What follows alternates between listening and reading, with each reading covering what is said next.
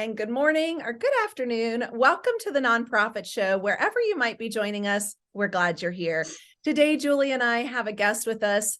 We're so excited to have Hardy Smith. He's an author, and he's here to talk to us about how you can stop the nonprofit board blame game. So stay with us. We're going to dive deep into this conversation. It's a big conversation. I know often nonprofit leaders and staff have. So Julia Patrick, good morning to you, CEO of the American Nonprofit Academy. I'm Jarrett Ransom, your nonprofit nerd, CEO of the Raven Group, and we are honored to have the continued support, investment, and trust from our loyal presenting sponsors. So thank you to Bloomerang, American Nonprofit Academy, Fundraising Academy at National University, Be Generous, Your Part-Time Controller, Staffing Boutique, Nonprofit Thought Leader, as well as the Nonprofit Nerd. I encourage you to check these companies out. They're here for one reason, and that's you and your mission. So they're definitely here to help you wrap up the year, start the new year. So do check these companies out. And they help us to create what now is our 700th episode. Those are my fireworks. I know. Thanks, Marty. Thanks for the excitement. Today is episode 700. Technically, it was yesterday, but we were off for the holidays. So thank you to all of you for being here. You can find all of our episodes on Roku, YouTube, Amazon Fire TV, as well as Vimeo, plus podcasts. So go ahead and queue us up wherever you stream your podcast.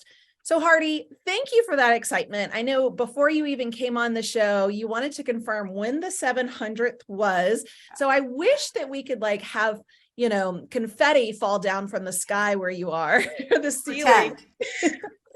Yeah, I'm thrilled to have you. And again, for those of you watching as well as listening, Hardy Smith is our guest today. Hardy is the CEO of Hardy Smith Consulting and an author that we're going to learn more about. So welcome to you, Hardy.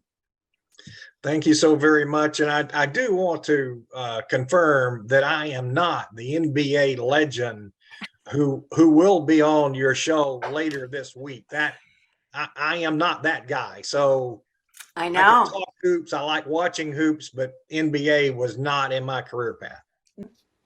Yeah. Anyway, it'll be a lot of fun. But what's even more fun is that we have Hardy Smith on today talking about something that, honest to goodness, is at the central core of almost every discussion that comes up. And that's about boards. And I love the book cover artwork. I was telling you this before we got started, Hardy. And I've been a part of this blame game on both sides. And so talk to us about how and why you started this book. Well, thank you so very much, first of all, for an opportunity to be on your show. I'm just, I've got a 30-year career in the high performance world of NASCAR racing. So competition is what I just love competition. So knowing that I'm that 700th, that's like I got that. So thank you so very much. It was a very interesting situation. I've been speaking, training, working with nonprofits across the country for a long period of time. And is it just total circumstance? I was conducting a training session with about 100 nonprofit CEO level, C-suite level leaders.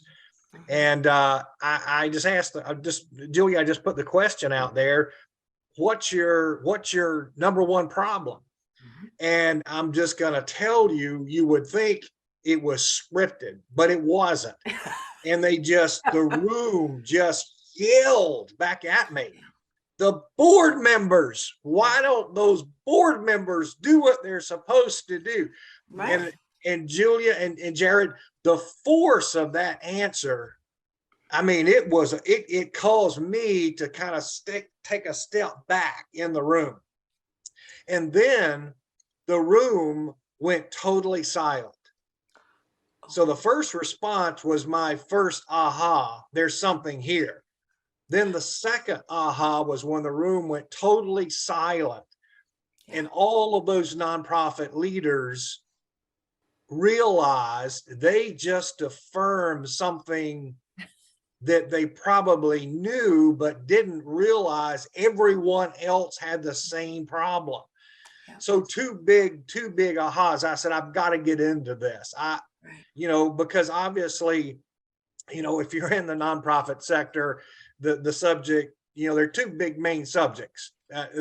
Either you don't have enough money or the board members aren't doing what they're supposed to do, right? And then maybe there are three main subjects. It's number one and number two combined. And so I said, I'm going to get into this because obviously there's a lot written. There are a lot of training sessions. There are a lot of speakers like me that are out there, and they're talking about, well, your boards aren't doing what they're supposed to do, and here's how you ought to fix it. And so all of this advice is out there, but it isn't working. It's not working. Right? Not getting the result that organizations need. So I said, I'm going to find the answer. So what I did was I'm on total confession here moment, totally crude. I'm not an academic. I'm not a professional researcher. I didn't use a very sophisticated survey methodology. And I confess to that in the book because I don't want to misrepresent myself. Sure. But I reached across the country to not nonprofit leaders, professional staff. I reached out to board members, and I just, in an email, very crude, just asked them an open-ended question. Well, board members seem to be constantly blamed for not doing what they're supposed to do. Can you tell me why that is? And so the answers all came back in open-ended answers. And obviously the words weren't the same because it wasn't like a multiple choice, pick a number, that kind of a thing. And then when I started laying out the responses from all over the country, all of a sudden I got papers all over the kitchen floor, the dining room floor, everywhere I've got papers. And I said, they're all saying the same thing. This is 100% locked in, the same thing. So what they did, they identified the reasons from a board member perspective. And that's why the book is different. It's from the board member perspective.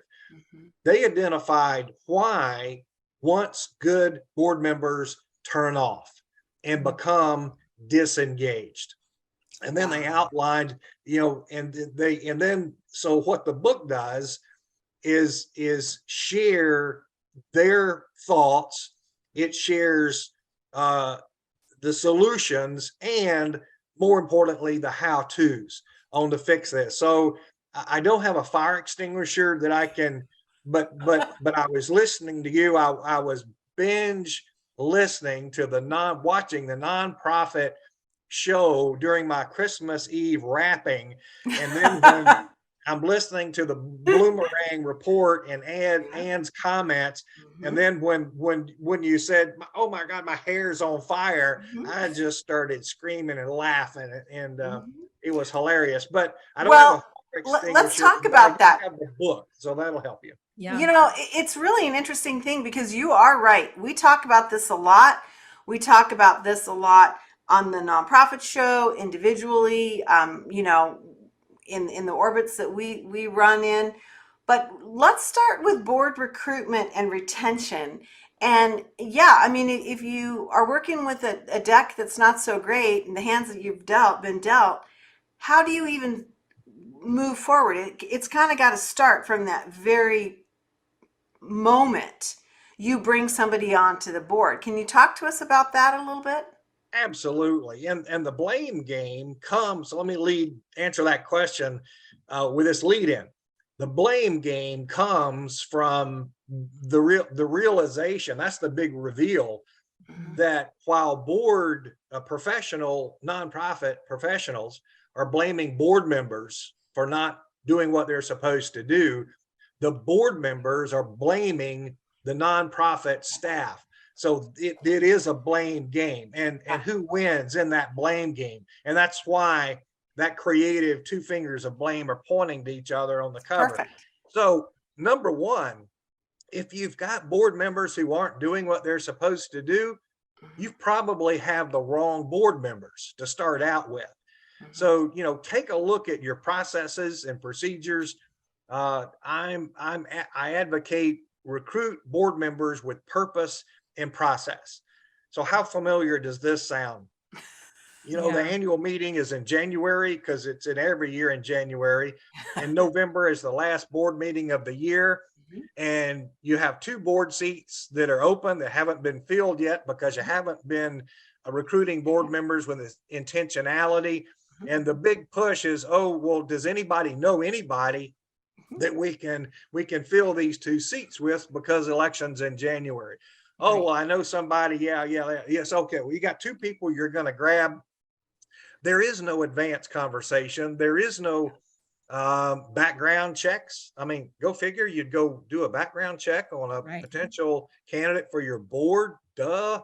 And then, you know, what are the standards Mhm. that you're wanting your board members to achieve and perform to? So there is no intentionality whatsoever by too many of the 1.8 million nonprofits in this country. And so what you get is what you always get. You get board members who will not meet your expectations. I call those slot fillers. Mhm. That is so important. I see it all too often. We're right in that mixture of, the final board meeting of the year, looking into, the voting season for the next year. And Hardy, I have seen that around the board tables that I have the privilege of sitting out from a client perspective. And so I see this all too often. I like to talk too about that succession planning, because it's not just about your executive director or your CEO. It's around the board table as well, or the board Zoom table, right? Where we're all meeting virtually. So what are some of these best practices when it comes to that recruitment and retention? Because a big key element of being on the board is fundraising. Well, I'll save the fundraising, so don't let me forget that. But Okay. number one is what do you need? So what are the skills? What are the experience levels? And who you might need in 2023 Mhm. could be totally different Yes. than 1993 or 2003 Yep. Yep. or 2013. So, what the organization needs in the way of skills, talent, experience evolves on a constant basis. And then it's the who has what you need. And so walking back to the beginning, to the green room conversation and the beginning of the show, college football. I'm just a sports junkie. And you play the games, and then that's part of the season, and the big part of the season is recruiting. Well, I coach youth boys youth basketball back a few years back, and we played against some we weren't one of the really good teams, but we played a whole lot of really good teams, even future NBA players at the time. So 6th, 7th, and 8th grade boys were being scouted by, listen to this, by college scouts. Oh, yeah. Because they were being projected in the 6th grade that they would be in a major talent category in just a few short years. So if you're going to do that with 6th grade boys playing basketball, wouldn't your nonprofit board, and how important is your cause? So why not put that same intentionality into board members? Who are potential board members that might not even be a part of your organization, might not be members of your association even.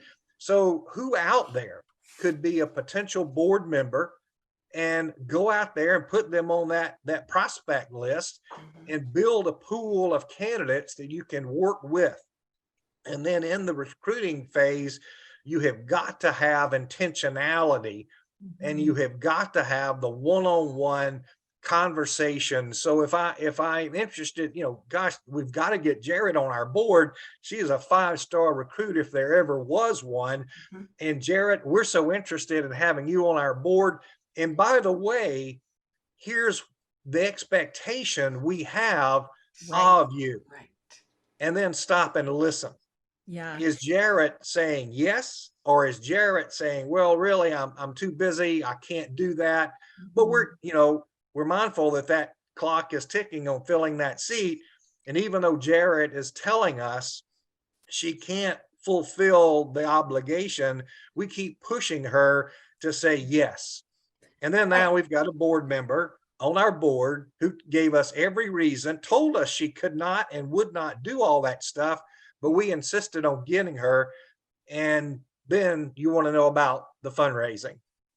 Yeah, I do want to know here's- about the fundraising. And I love the analogy of I do like too. the 6th, 7th grade athletes, you know, filling the roster in years to come, because I do think that that's a big miss for us. And I automatically, when you were saying this, Hardy, I thought about, you know, like the business journals around the nation. I mean, they produce 40 under 40 lists. They produce, you know, the top entrepreneur list. Like they produce these lists, which really could be our potential recruits. Yeah.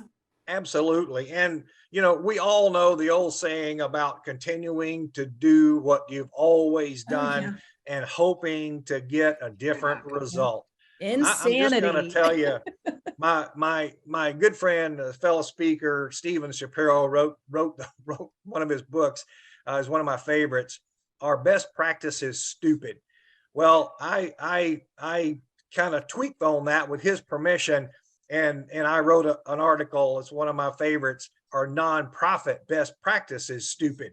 So in the recruiting activities, what we do as a sector doesn't work. You've got to do something differently.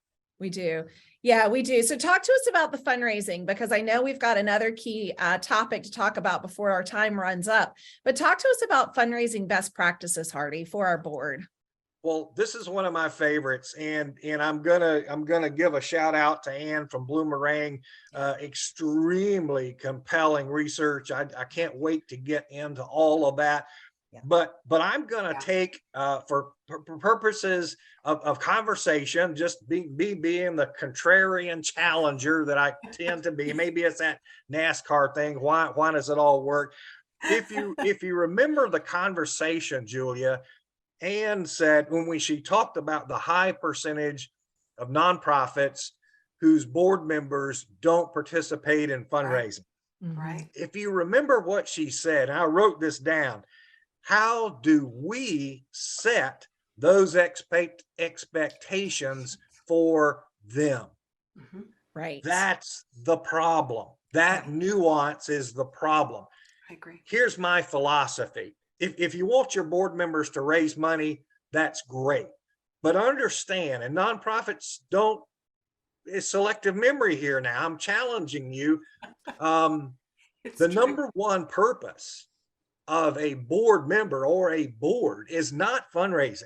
Hang on, it's governance. Yeah. And governance is not fundraising. So I'm going to suggest to you, and here's the problem. When I was recruiting Jared just a while ago, our 5-star board member recruit, right, our prospect, you know, one of the things I did not mention in those expectations was the level of fundraising, the fact that there is fundraising involved, the fact that there's a personal ask that's going to be requested. And you know why we don't have that conversation in the beginning? You know, what we do is we wait till the altar. We get our board candidate to the altar. Yeah. We wait for the I do. Yeah. Then we're going to go back and have the conversation on expectations. So in a relationship, how often does that work out?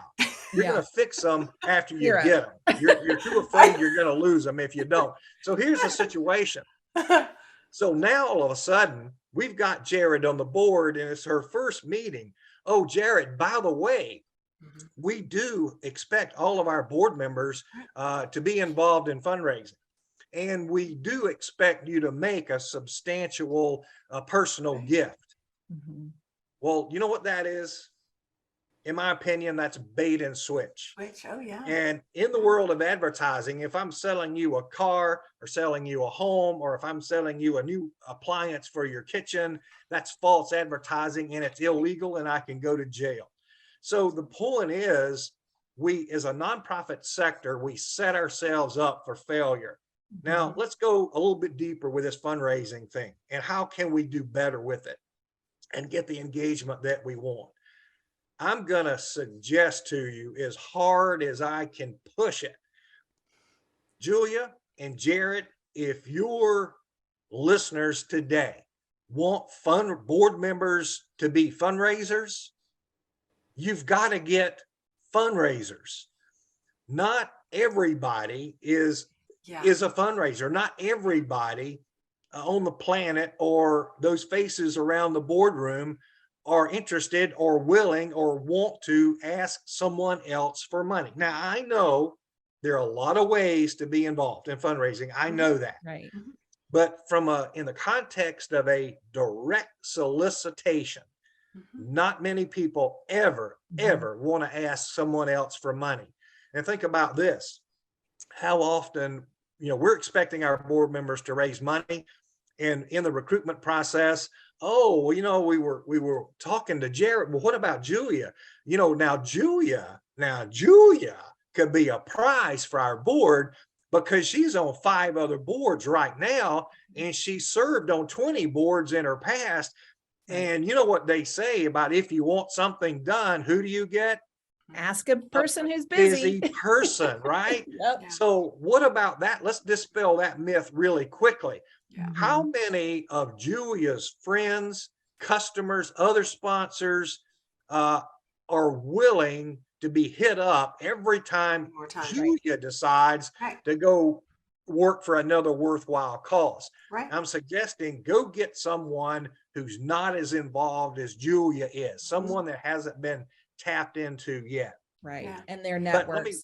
Well, that's really that's really important. And I'm curious. So I'm looking at the time here, Hardy, and I know we want to get you to talk about the effectiveness now of the communication, because we've talked about the expectations. We've talked about not doing the bait and switch. So we're standing at the altar, we're saying I do, and then, oh yeah, don't forget, we expect a personal gift.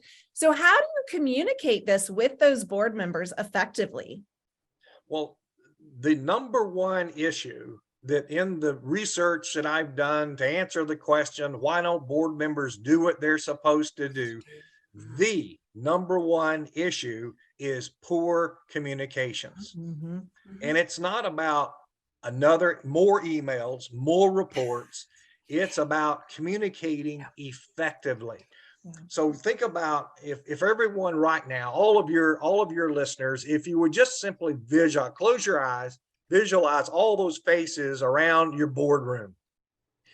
Each individual face that's you're thinking about right now represents an individual, distinctly different preference for how they want to be communicated with.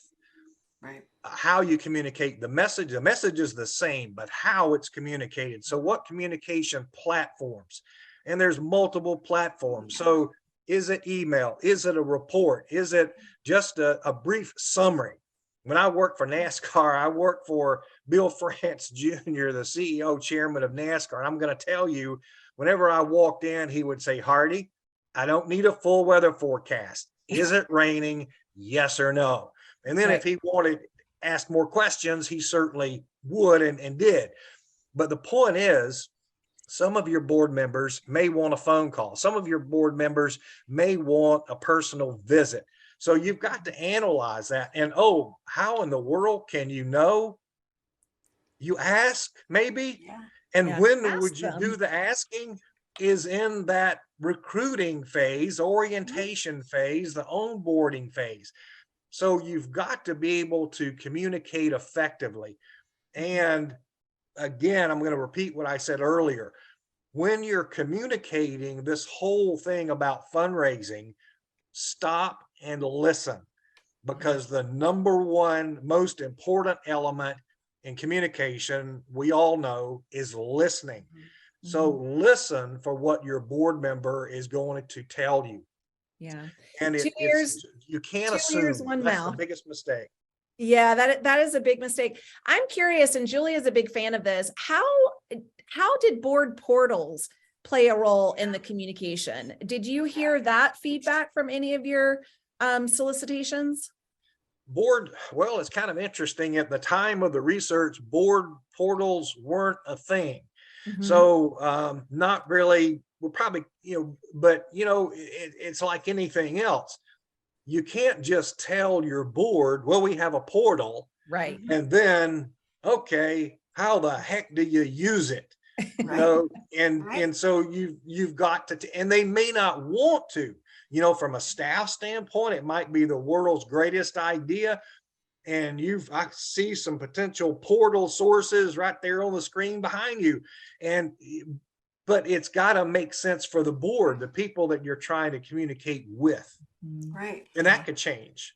Absolutely. And this is a fascinating thing, Hardy. It's been amazing to have you on because I love one of the things that you started off with, and that's the journey of somebody, 6th, 7th, 8th grade and how they move forward. The type of board member, the type of leader, the type of influencer you are at one point shifts and changes. It gets better. It might get worse.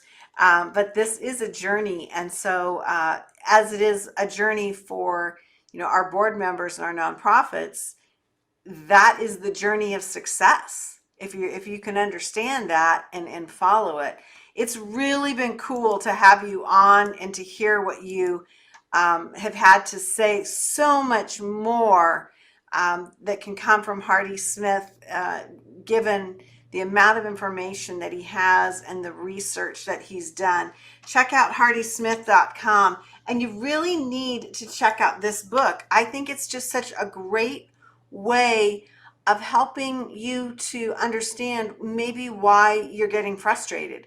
I talk to a lot of CEOs and I talk to a lot of board chairs who are unhappy, but they can't really define why it's not working. And I think there are a lot of gems in this book that will help you to understand why things aren't working.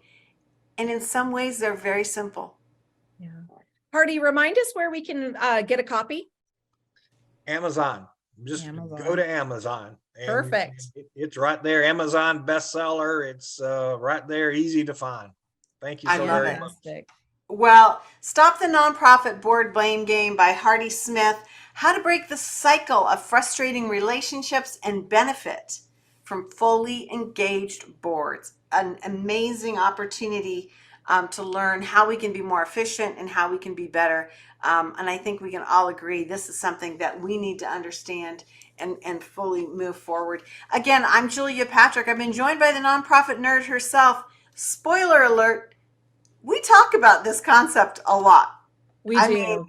We really do. And privately, it's not just on the show. I mean, this wouldn't you say, Jarrett, this always weaves its way back into our conversation? Well, it does. And I think it's important that it continues to as well, because as Hardy said, there's one main role for the board, and that's governance, right? And so the board really is that fiduciary agent and advocate for the mission.